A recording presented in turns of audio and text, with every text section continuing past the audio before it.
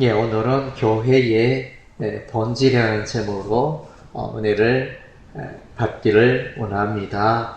교회가 뭔가, 교회에 대해서 우리가 그 이름을 부르고 또 우리가 교회 생활을 이렇게 함께 하지만은 교회가 뭐냐 이렇게 질문을 해온다면 답변하는 것은 또 쉬운 일이 아닌 것입니다. 이 시간 교회의 그 본질을 돌아보기를 원합니다. 먼저는 이제 교회다 이러면 통상은 신약시대의 교회만을 생각하기 쉬운데 구약시대의 교회도 동일하게 교회가 되어집니다. 신약의 교회는 헬라어로 에클레시아가 되어지는데 구약시대의 아브라함과 이삭과 야곱을 비롯하여 그 많은 후대의 자손들이 교회를 이루고 살아갔습니다. 그래서 서대반은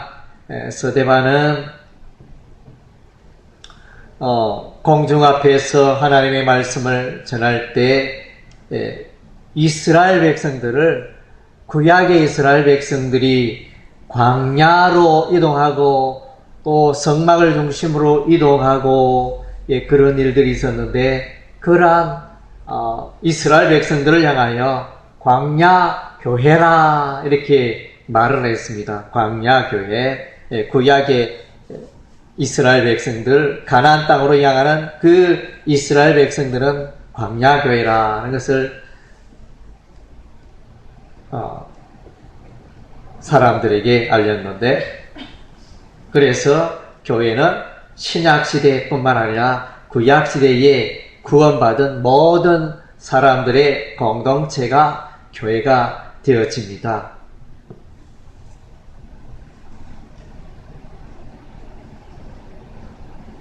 신약 시대에는 사람들이 모여서 하나님을 찬미하고 교회가 모여서 온 백성에게 칭송을 받고 주께서 구원받는 사람을 날마다 더하게 하시는 일이 일어났고 그로 인하여 하나님의 교회가 조금씩 자라가기 시작했습니다. 그리고 히브리서 12장 1절에는 이러한 말이 있습니다. 이러므로 우리에게 구름같이 둘러싼 흑암 정인들이 있으니 모든 무거운 것과 얽매기 쉬운 죄를 벗어버리고 인내로서 우리 앞에 당한 경주를 경주하며 그래서 앞서 믿음으로 살아간 많은 성도들이 특별히 구약의 성도들이 오늘날 우리가 믿음 생활하는 것을 다 보고 있다는 것입니다. 여러분의 삶을 아브라함도 보고 계시고 또 야곱도 보고 계시고 요셉도 보고 계시고 이렇게 구약의 그 백성들 성도들도 동일하게 오늘 우리에게 관심을 가지며 또 그들도 동일하게 교회의 멤버가 되어지는 것입니다. 그리고 이제 교회는 하나님의 말씀을 기초로 합니다. 교회라 이라면 대표적인 게 하나님의 말씀입니다. 우리가 종교적으로는 불교도 있고 다른 이제 이단 종파 이런 것들도 많은데 정통 교회와 그들의 차이가 뭐냐 이렇게 말하면 이제 그들에게는 성경이 없다는 것입니다. 우리에게는 신구약 성경의 말씀이 있다는 것입니다. 그런 것이 이제 분명히 차이가 있습니다. 교회는 하나님의 말씀을 붙들고 하나님의 말씀 위에 서가야 하는 것입니다. 신명기 4장 10절의 말씀에 내가 호렙산에서 내 하나님 여호와 앞에 섰던 날에 여호와께서 내게 이르시기를 나를 위하여 백성을 모으라. 내가 그들에게 내 말을 들렸어. 그들로 세상에 사는 날 동안 나 경외함을 배우게 하며 그 자녀에게 가르치게 하려 하노라. 그래서 이제 하나님께서 이스라엘 백성들에게 교회들에게 말씀을 하십니다. 그래서 말씀을 하고 그러면 교회는 그 하나님의 말씀을 순종하고 붙들고 살아가는 것입니다. 그리고 교회는 자기 자신뿐만 아니라 후대 자손들에게도 자녀들에게도 이 하나님의 말씀을 이 신앙의 유산을 우리가 계속 물려주는 것입니다. 그래서 교회는 시대를 초월하고 지역을 초월하고 그래서 예수 그리스도 안에서 하나님의 말씀으로 하나가 되어지는 것입니다. 그리고 이제 교회를 생각하면 교회의 머리는 목사도 아니고 장로도 아니고 권사도 집사도 아닙니다. 누굽니까? 교회의 머리는 예수님입니다. 세기범 교회의 또 머리가 되시는 분은 예수 그리스도가 되시는 것입니다. 예수님께서 교회를 붙들고 인도하시고 세우시고 이 모든 일을 하시는 것입니다.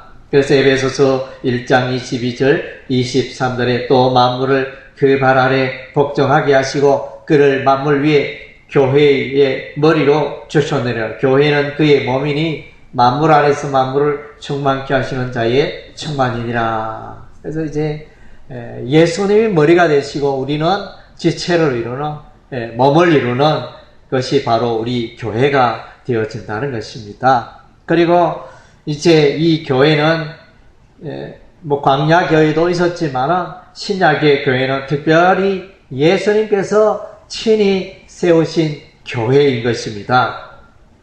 마태복음 16장 18절 예수님께서 베드로와 그의 제자에게 말씀하시를 또 내가 내게 이르노니 너는 베드로라 내가 이 반석 위에 내 교회를 세우리니 음부의 권세가 이기지 못하리라. 그래서 내 교회 하나님의 교회 예수님의 교회를 세운다. 우리 주변에 보면 이단 종파 하나님의 교회가 있는데 우리 장로교는 이제 대한예수교 장로회 이렇게 명칭을 건데 하나님의 교회 그러니까 명칭이 얼마나 좋습니까?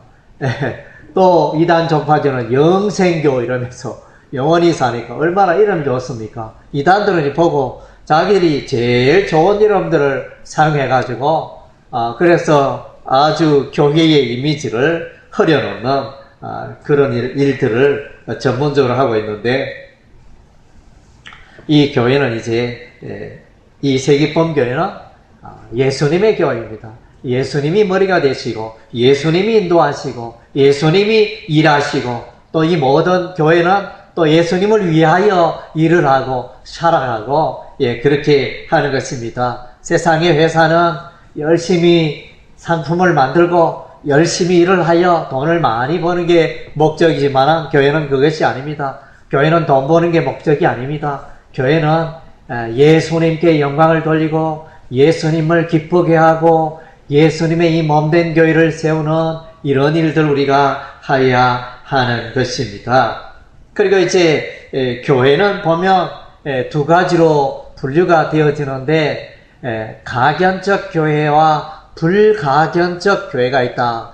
가견적 교회는 눈에 보이는 교회, 눈에 보이는 교회는 뭐하면 이제 세기범교회, 어깨교회, 인동교회, 강동교회, 이런 이제 상모교회, 이런 눈에 보이는 지역교회를 가견적 교회라, 이렇게 말하고, 이제 불가견적 교회가 있는데, 그래서 눈에 보이지 않습니다. 그래서 교회는 뭐냐, 믿는 사람들의 모임이 되었으니까, 아브라함도, 야곱도, 이삭도, 모세도, 여호수아도, 다 이제 하나님의 교회의 일원이 되어지는데 그들은 오늘 우리가 볼 수가 없습니다. 그래서 이제 천국에 있는 그 성도들까지 또 우리가 보이지 않는 외국에 있고 타 지역에 있는 우리가 만나지 못하는 그 모든 사람들을 일컬어서 교회라, 또 다른 표현 우주적인 전 우주적인 그런 교회를 알 수 있는데, 그래서 이 땅에 있는 동안에는 세기범교회, 또 어깨교회, 인동교회, 이런 이제 지역적인 교회가 있지만은, 우리가, 예수 안에 들어가면, 하나님 나라에 들어가면, 교회가 여러 개 있는 게 아니고, 하나입니다. 다 하나입니다. 그래서 단지 우리는 지역적으로, 이렇게 섬기고 봉사하고 있을 따름이고, 교회는 성령으로 예수로 다 하나인 교회가 되어지는 것입니다.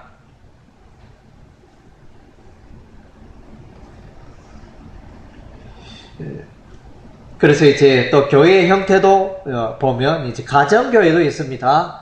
이와 같이 건물 예배당을 가지고 또 목사, 집사, 장로 이런 조직을 하고 이렇게 하는 보편적인 교회의 모습이 있는가 하면 어떤 때는 이제 두세 명이 모여가지고 가정에서 예배드리고 가정에서 이렇게 예수를 나의 주, 나의 하나님을 고백하면서 그렇게 신앙생활하는 분들이 있습니다. 오늘날에는 이제 뭐 이렇게 번듯한 건물들이 많지만 초대교회 때 뭐 이렇게 번듯한 건물도 없었을 것이고 다락방에서 모이고 사랑방에서 모이고 우리 한국에도 처음 예수교회가 들어왔을 때 기독교가 들어왔을 때 다 뭐 이렇게 사랑방이나 이렇게 방에서 몇 사람 모여가지고 예배드리고 그렇게 교회가 시작되었지 않습니까? 예, 그런 것처럼 이제 교회는 다양한 또 모습도 존재한다는 것입니다. 그리고 교회라 하면 이 교회에 대하여 다양한 비유들이 있는데 먼저는 우리는 신부고 예수님은 신랑이라는 것입니다. 신랑과 신부의 관계. 그래서 이제 둘이 한 몸이 되어지는데 그래서 신부된 우리는 신랑의 말을 듣고 신부된 우리는 성결한 삶을 살고 신부된 우리는 이제 예수님을 위하여 그렇게 인생을 살아가야 하는 것입니다. 그리고 이제 교회를 나타내는 비유로는 포도나무와 가지 비유가 있습니다. 포도밭에 가면 포도나무가 있는데 그래서 포도가 이렇게 때가 되면 포도 열매가 꽃이 피고 포도 열매가 맺히게 되어지는데 그래서 예수님은 포도나무고 교회는 예수 믿는 사람은 가지라 그랬습니다. 그래서 이 가지가 포도나무에서 떨어질 때 말라 죽어버립니다. 반면에 이 가지가 포도나무에 붙어 있을 때는 그 영양분을 공급받아서 그래서 꽃이 피고 잎이 달리고 아름다운 탐스러운 열매가 포도 열매가 맺히게 되어진다는 것입니다. 그래서 예수님과 나와의 관계, 교회와의 그 각자의 그 관계가 대단히 소중하며 연합된 관계인 것을 보게 되어집니다. 그리고 이제 조금 전에도 말했다시피 에베소서 1장 22절 23절에는 예수님은 머리고 우리는 몸이다. 그래서 머리와 몸이 따로 있지 않죠. 다 연결이 되어서 연합하고 하나의 몸을 이루고 있는데 이것이 바로 교회의 모습이라는 것입니다. 교회의 머리는 예수님이 되시고 교회는 예수님과 하나로 연합이 되어져 있습니다. 그리고 이제 목자와 양의 비유로 시편 23편 말씀에 여호와는 나의 목자시니 내가 부족함이 없으리로다 이렇게 말씀하셨는데 예수님이 우리 인생의 목자가 되십니다. 우리는 양이 되고 그래서 우리는 이제 우리가 살아간다는 것은 예수님을 따라가는 삶이다. 예수님의 음성을 듣고 예수님의 말씀 교훈을 따라 우리는 이제 살아가는 것입니다. 그래서 예수님이 이리 오라 하면 이리 가고 예수님이 저리로 오라 하면 저리로 오고 예수님이 부르면 그 음성을 듣고 우리가 가는 것입니다. 세상 사람들은 예수님의 음성을 듣지 못합니다. 그러나 예수 믿는 우리는 예수님의 음성을 듣습니다. 예수님이 나의 삶 가운데 무엇을 원하는지 또 그것을 우리가 다 알아듣고 순종하며 그렇게 우리가 오늘날 살고 있는 것입니다. 그리고 이제 교회에 관하여 이 구약 성도들과 신약 성도들을 구분하는 그런 이제 교단들이 있는데 예를 들면 이제 세대주의자가 있습니다. 그들은 이제 성경을 자기들만이 독특하게 해석하는 자들인데 그들은 이제 구약의 그러니까 유대민족 이스라엘, 가나안 땅의 이스라엘과 그 외에 세계 각지에서 예수 믿는 이방인들이 예수 믿는 그 교회와 자기들의 유대인들의 교회는 다르다. 두 개로 구분하여 성경을 바라보고 해석합니다. 그래서 종말의 마지막 날에 이 땅에 천년왕국이 이루어지면 교회들은 들림받고 휴거되어 천국에 올라가지만은 유대민족 이스라엘 교회는 이 땅에 남아있어서 그들이 이 땅을 다스리고 예수님과 더불어 천년 동안 왕노릇한다. 이렇게 성경을 해석하는 세대주의자들이 있습니다. 여기서는 이제 올바른 성경의 해석이 아닌 것입니다.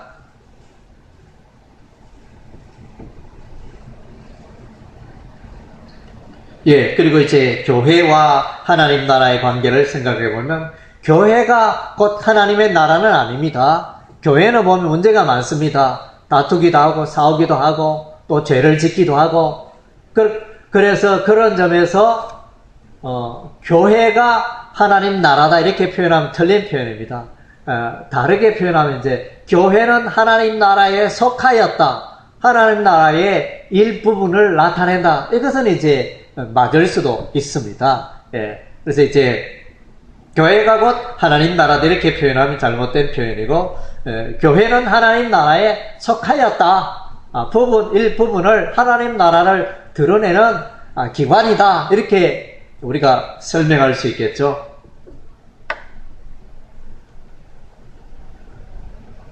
그리고 이제 하나님께서는 이 땅에 이 교회를 통하여 일을 하십니다. 왜 교회가 많아야 되느냐?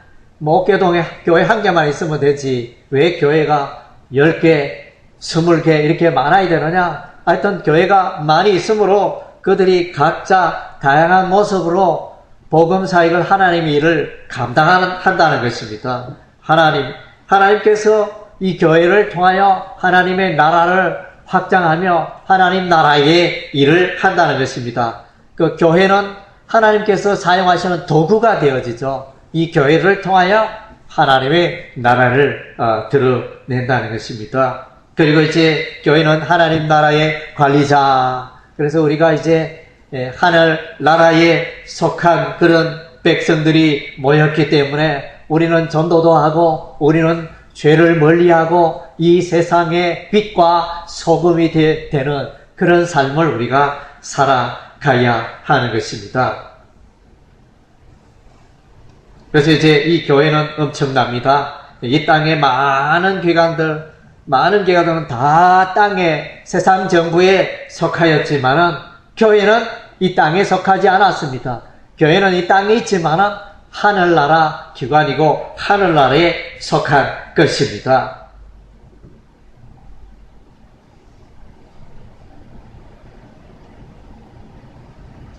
예, 그래서 우리에게 하나님께서는 교회를 붙들고 계시고 교회를 통하여 일을 하시고 교회의 은혜를 베풀어 있습니다. 마태복음 16장 9절에 내가 천국 열쇠를 내게 주리니 내가 땅에서 무엇이든지 매면 하늘에서도 맬 것이요 내가 땅에서 무엇이든지 풀면 하늘에서도 풀리리라. 그래서 천국 열쇠, 저와 여러분이 천국 열쇠를 가졌다는 것입니다. 그래서 천국 열쇠를 가졌기 때문에 우리가 기도를 통하여 우리가 또 믿음을 통하여 하늘의 은혜와 하늘의 복을 누리고 또 사람들에게 나누어 주고 이런 이제 풍성한 삶을 우리가 살게 되어지는 이런 축복을 특권을 우리가 가지고 있다는 것입니다. 그리고 이제 이제 지금까지는 교회란 무엇인가, 교회의 본질에 대해서 돌아왔는데, 그러면 교회를 어떻게 구분하느냐? 교회의 표지. 저 교회는 진짜 교회고, 저 교회는 가짜 교회다. 이것을 어떻게 구분하느냐? 어제 보면 이단 교회들도 많고, 또 불교도 믿고, 기독교도 믿고, 짬뽕 교회, 이런 종도 있고, 다양한 것이 있는데, 그것을 어떻게 구분하냐?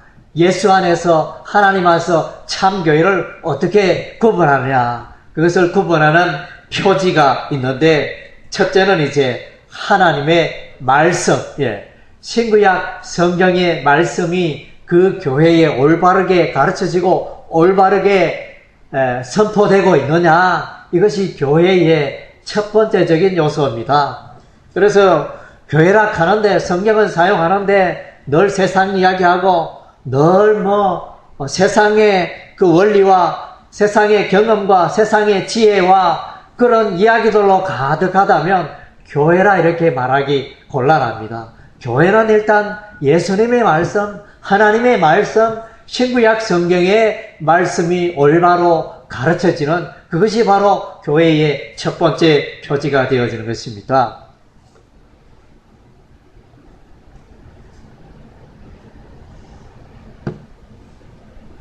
그래서 이제 루터와 칼빈은 하나님의 말씀이 올바르게 선포되고 성례가 시행되는 것이 진짜 교회의 표지라. 그래서 이제 하나님의 말씀, 그 다음째 성례. 성례는 두 가지죠. 성례는 세례와 성찬의식 두 가지. 세례는 하나님 나라의 가족이 되게 하는 거고, 성례는 하나님의 가족으로서 신앙생활을 잘할 수 있도록 돕는 것이 성찬예식이 되어지는 것입니다. 그래서 이제 예수님도 사단의 교회, 사단의 회당이 있다 말씀하셨습니다. 예수님은 유대인들의 회당을 사단의 회당이라 하셨습니다. 요한계시록 3장 9절 말씀에 보라, 사단의 회 곧 자칭 유대인이라 하나 그렇지 않고 거짓말하는 자들 중에서 몇을 내게 주어 저리 와서 내 발 앞에 절하게 하고 내가 너를 사랑하는 줄 알게 하리라. 그래서 사탄의 회가 있다. 겉보기에는 교회의 모습을 하고 있지만 속에 들어가 보면 사단의 교회고, 속에 들어가 보면 거짓의 교회고, 마귀의 교회가 있다는 것입니다. 로마 캐톨릭은 가짜교회다 이렇게 말하는 분들이 많은데, 그렇게 단정하기는 좀 곤란하고, 성당에도 이제 바른 진리가 가르쳐지고 선포되어지는 그런 데도 있기 때문에 대다수 이제 하나님의 말씀에 충실하지 못하지만은, 그러나 이제 이 로마 캐톨릭 성당을 향하여 가짜교회다 이렇게 말하기는 조금 이제 무리가 있다. 예.